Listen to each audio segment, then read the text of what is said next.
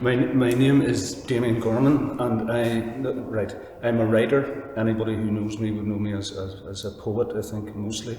But alongside that, for about the last almost 30 years, as well as writing my own bits and pieces, telling my own stories, I've worked with people at the shoulder of people in different contexts who want to tell the whole of their story until they think it's told.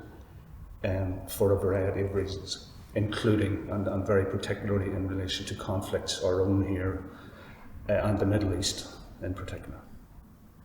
What does reconciliation mean? I know what it isn't. I know what reconciliation isn't, which is this. A fellow I went to the same school, a fellow of my run, used to work in the office of the First and Deputy First Minister when it was operating. And he worked through the time with the Chuckle brothers, Ian Paisley and Martin McGuinness, who got on unexpectedly well. And this was afterwards he was talking to me. He said, Damian, they don't like each other. They just don't like each other. They do a certain amount. There's things they're required to do because of the Good Friday Agreement, and they don't want to be seen not to be doing them, but they actually don't like each other. So there's no liking, there's nothing out of which they can do things which are leaps forward or leaps together and so on. So it's not that. What is it? I'm a very lucky person.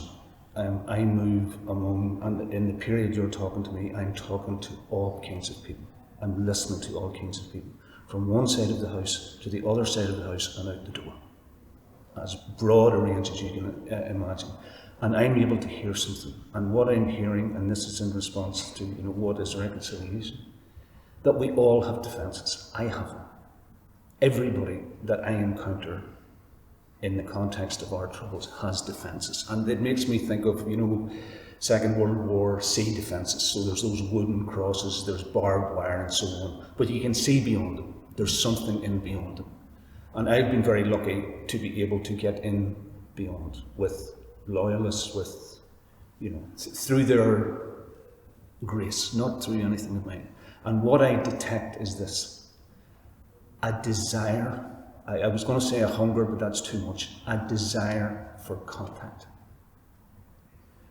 And that, to me, that desire to have contact, and as opposed to the desire to keep the defences repaired and strengthened, that actually a bit of a hunger, a preparedness, let's say, for contact, a real preparedness for contact.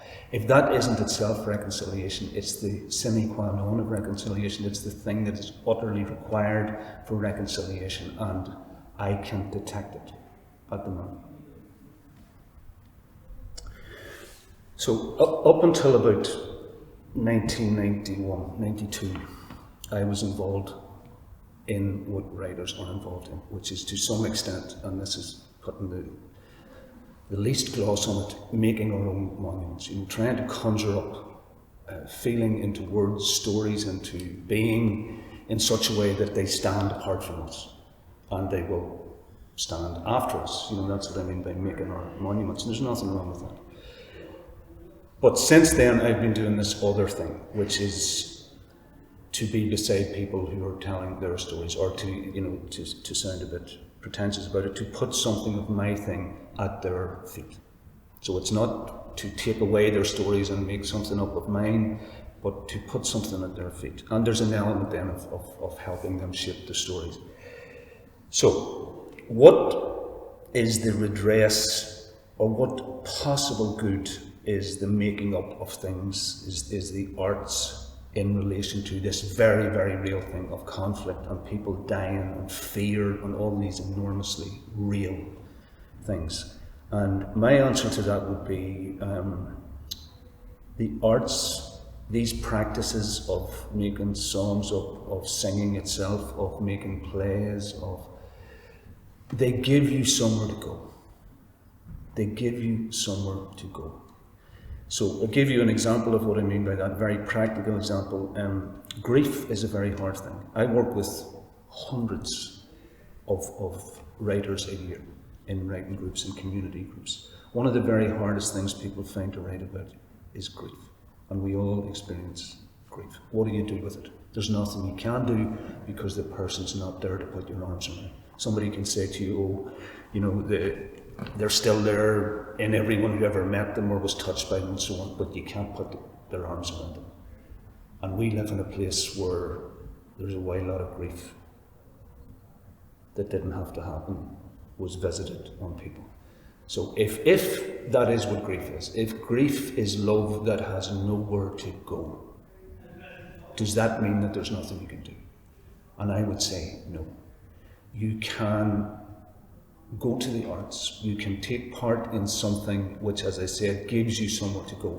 In this sense, if you just sat down and wrote about, oh, this is the terrible thing that happened to me, you'll find yourself up against a wall.